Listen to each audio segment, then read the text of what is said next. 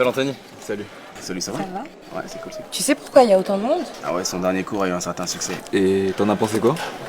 J'ai détesté. J'ai adoré. Ce prof est brillant. Un but de sa personne. Des techniques pédagogiques super originales. Je le trouve Mystérieux. louche et inutilement sévère.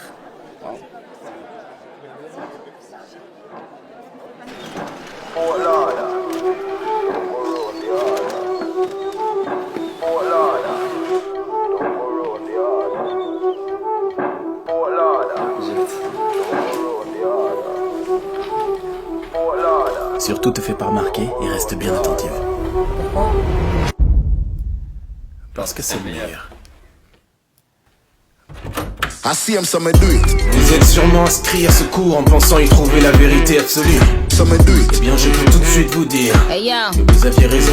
just touched down in another Do it. Je suis le professeur Guillaume Détales et bienvenue dans mon cours de psychologie sociale. So me do it. Comme on préfère l'appeler, comment sortir de la friend zone.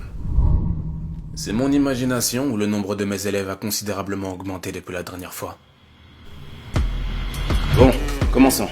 Je vous rappelle que la friend zone serait un endroit psychologique dans lequel on se retrouve piégé lorsque l'on ressent des sentiments amoureux envers quelqu'un qui n'a que des sentiments amicaux à notre égard. Qu'en avons donc conclu la dernière fois? Pourquoi? Qu'il y a la seule friendzone qui existe et celle dans laquelle on se met seul en se comportant trop amicalement avec quelqu'un qui nous plaît. Et donc? Alors sortir de la friendzone consiste tout simplement à changer son comportement. Opter pour le comportement séducteur au dépend du comportement amical. En gros, ça dépend que de nous. Très bien, maintenant faites-vous plaisir et donnez-moi des signes. Des signes qui nous montrent que nous nous sommes probablement mis dans la friend zone. La voix au téléphone. La voix. Si on s'appelle le soir et je prends pas ma voix grave de mec fatigué, c'est clairement la friendzone. Très bien. Quelqu'un d'autre? Si je réponds rapidement à son message alors qu'il a pris des heures avant de me répondre, c'est la friendzone. Pourquoi? Parce que si c'est un pote et qu'il met des heures avant de me répondre, c'est pas grave, je peux répondre vite. Par contre, si c'est un flirt, faudrait pas qu'il croie que je guette ses messages. Plutôt qu'il le sache, c'est ça? Exactement. C'est plutôt une question sur un des signes.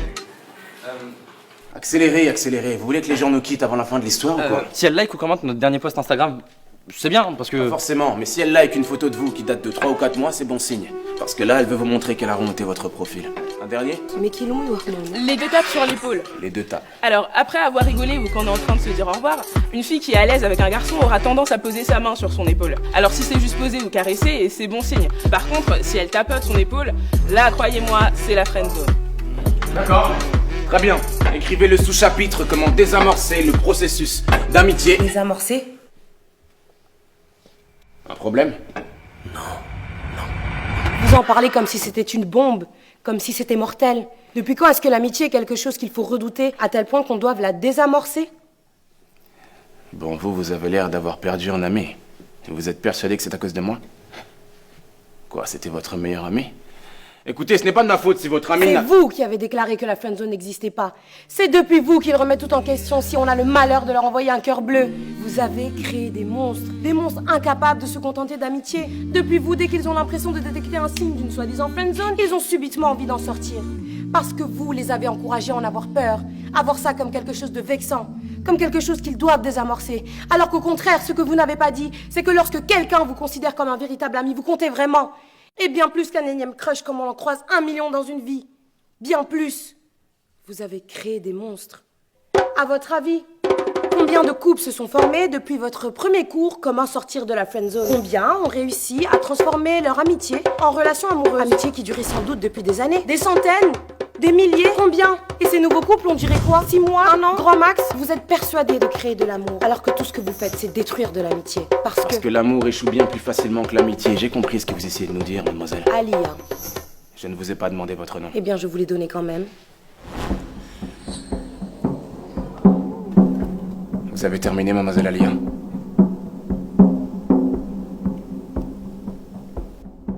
Reprenons. Vous avez créé des monstres.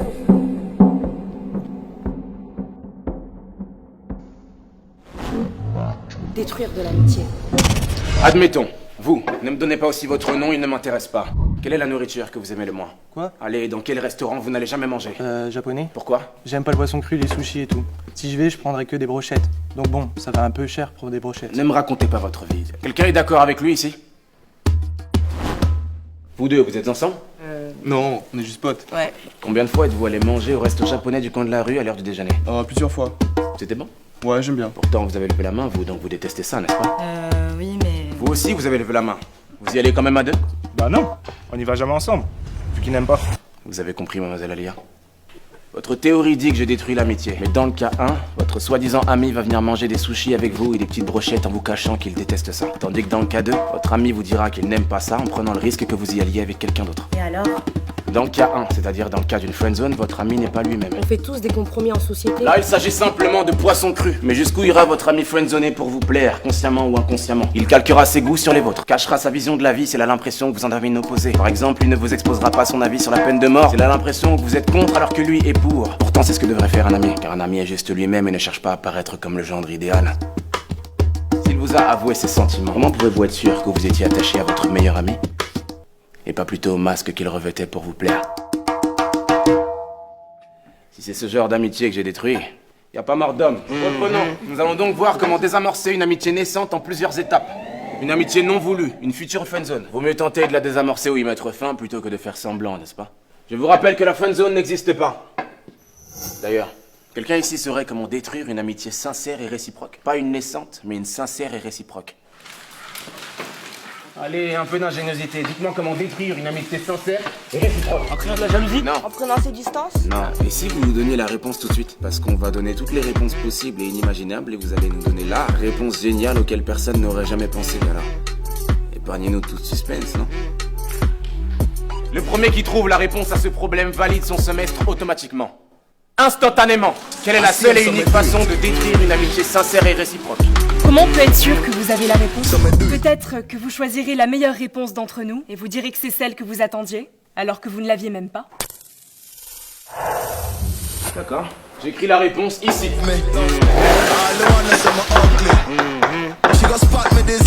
Vous avez jusqu'à la fin du cours pour la trouver. Avec vos histoires de sushi, vous vous rendez compte que vous dites presque si l'ami n'est pas sincère, c'est de notre faute? Vous lâchez pas le morceau, vous? Mais c'est de la faute des théories comme les vôtres, en fait. Comment un ou une amie qu'on connaît depuis des années peut basculer de l'autre côté, subitement? Mais lui avez-vous dit clairement qu'il n'y aurait que de l'amitié et jamais autre chose entre vous? Non, mais... Alors il a le droit de tenter sa chance puisque la friendzone n'existe pas. Mais on n'a pas forcément besoin de le dire, en fait. Ça se voit dans l'attitude quand c'est qu'amical et que ça ne peut rien être d'autre. N'importe qui le verrait, vous croyez? À part quelqu'un à qui vous avez monté la tête avec vos théories, n'importe qui serait capable de détecter une attitude purement amicale. On parie? Donnez-moi votre numéro de téléphone. Quoi? Vous voyez l'homme de ménage à l'extérieur de l'amphi? Il s'appelle Richard, il travaille dans cette université depuis un peu moins d'1 an et il est homosexuel. Allez lui parler, invitez-le à sortir comme manger ou ce que vous voulez. Invitez Richard mais purement amicalement comme vous dites. Vous prétendez que n'importe qui reconnaîtrait votre attitude amicale. Mais si Richard croit plutôt que vous lui faites des avances, alors il vous dira qu'il est homosexuel et qu'il n'est pas intéressé. Dans ce cas-là, je gagne le pari. Et dans le cas contraire, s'il accepte le rendez-vous, c'est qu'il aura reconnu vos intentions purement amicales. Et là, c'est vous qui gagnez le pari. Facile. Mais je n'aime pas les tricheurs, alors donnez-moi votre numéro de téléphone et cachez un écouteur dans l'une de vos oreilles. Je vous appelle en haut-parleur pour que tout le monde puisse entendre votre conversation avec Richard. Alors, pari tenu?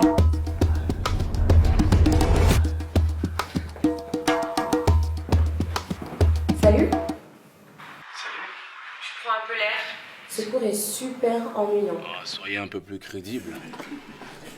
Je m'en va. Ouais. Vous avez déjà fait de la psychologie sociale? La conseillère d'orientation, ça compte. Vous sympathisez, là, vous trichez, proposez-lui. J'ai pas vraiment d'amis et j'ai personne avec qui aller manger. Donc, Wow. ça vous dit qu'on aille manger un truc ce soir? Ensemble? Ce soir? Ça vous dit? Ouais. Vous acceptez? Oui. Donc, vous acceptez de venir manger un truc avec moi ce soir? Ouais. Tu me plais bien, donc... Hein? Enfin, mais, Richard, vous êtes homosexuel. Homo quoi? Mais vous êtes un menteur! J'ai gagné. Mais vous m'avez dit qu'il était gay! Si je ne vous avais pas fait croire qu'il était gay, vous... J'aurais fait autrement! Oui, vous n'auriez pas été vous-même. Là, le croyant gay, vous n'aviez aucune crainte de lui plaire, alors vous avez eu une attitude amicale tout en étant vous-même. Mais il a quand même cru que vous lui faisiez des avances, parce que chacun sa sensibilité. J'ai gagné. Revenons-en au cours. Comment désamorcer une amitié naissante et non voulue? 1. Choisissez. Saisissez toutes les occasions de ne pas le ou la laisser choisir. Que ce soit le film que vous allez voir au cinéma ou la place où vous asseyez au resto. Imposez votre choix. Finalement, tu lui ressembles. À ce prof. Hein, tu lâches pas l'affaire comme lui. Mieux vaut l'agacer plutôt que d'être toujours d'accord avec lui ou elle. Mais fais gaffe à pas trop le pousser à bout. Parce que je pense pas que lui supporterait de réaliser qu'il a peut-être tort. Ne soyez pas trop visiblement à l'aise. Montrez de la timidité et de la réserve. On est trop à l'aise avec un ami, pas avec un amant. 4. Soyez plutôt distant que trop présent. Ignorez-le ou là pendant 2 jours et revenez comme une fleur le 3e. Laissez l'autre revenir vers vous. 5. Non. Yes, c'est la fille qui m'a friendzoné, monsieur.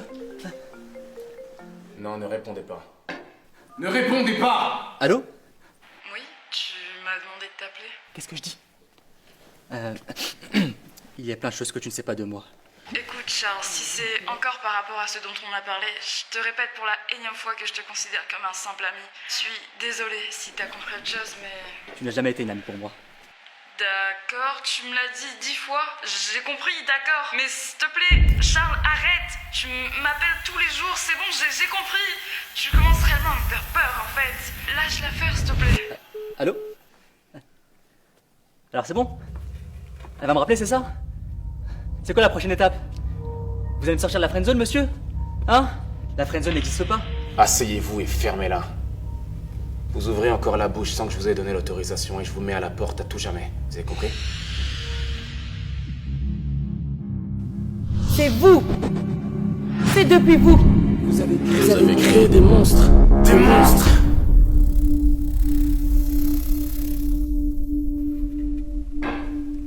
Mademoiselle Alia, je suis désolé que vous ayez coupé les ponts avec votre meilleur ami, simplement parce que mon cours l'a poussé à être sincère avec vous.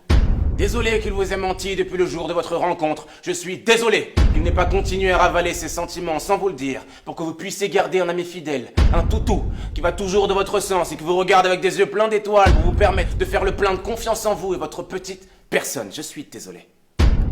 Mais ne nous faites pas croire que vous ne le saviez pas. Vous faites semblant d'être remonté contre moi et mon cours, alors que vous n'arrivez simplement pas à avaler le fait qu'il vous estimait bel et bien comme un énième crush, comme on en croise 1 million dans sa vie. Il était votre meilleur ami. Mais vous n'êtes visiblement pas assez bien pour être la sienne. Faites avec.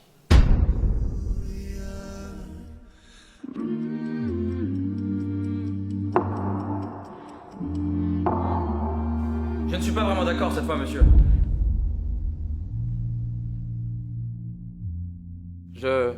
Enfin, peut-être que son meilleur ami la considérait vraiment comme son ami, sincèrement. Ah, c'est donc lui ton ex-meilleur ami. Mais que suite à votre cours, qui était génial, peut-être qu'il s'est dit que s'ils s'entendaient si bien, peut-être que ce serait du gâchis de ne pas tenter de se mettre ensemble. Et puis, peut-être qu'à force d'y penser, il a fini par lui faire part de tout ça. Mais que ça a brisé quelque chose entre eux et qu'ils ont préféré s'éloigner.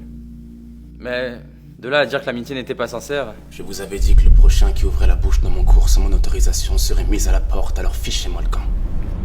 Je dis fichez-moi le camp! Vous croyez où là? J'ai une tête de psy conjugale ou quoi?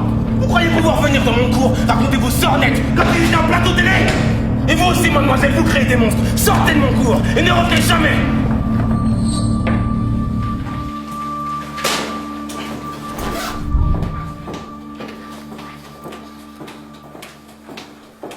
Ce prof est complètement malade.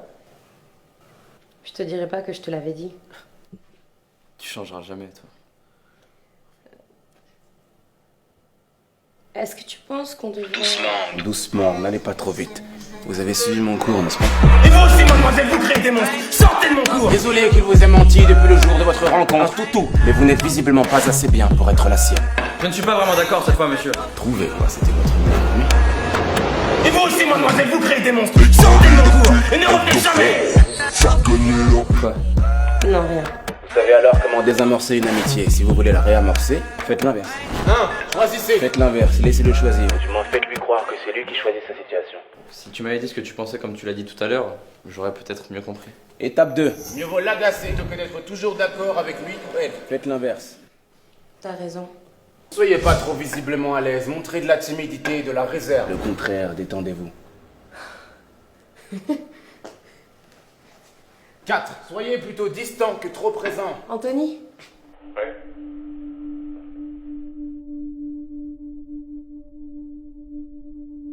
La friendzone n'existe pas. C'est un endroit psychologique dans lequel on se retrouve piégé lorsqu'on a fait une erreur comportementale. Ça arrive, ça se rectifie. Tu sais, on peut aller parler et manger à la pizzeria, là où on avait l'habitude d'aller. Mais l'amitié est un choix. La refuser en est un aussi. Non. Si vous vous choisissez de détruire cette chose inestimable délibérément pour je ne sais quel état d'âme, quelqu'un ici saurait comment détruire une amitié sincère et réciproque. Vous ne pourrez vous en prendre qu'à vous-même. Allons plutôt manger un burger. J'ai jamais aimé les pizzas. Les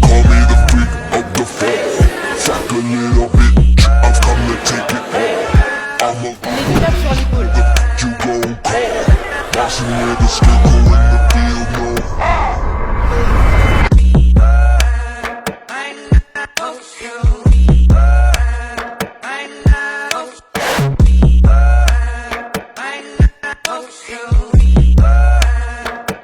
Yeah.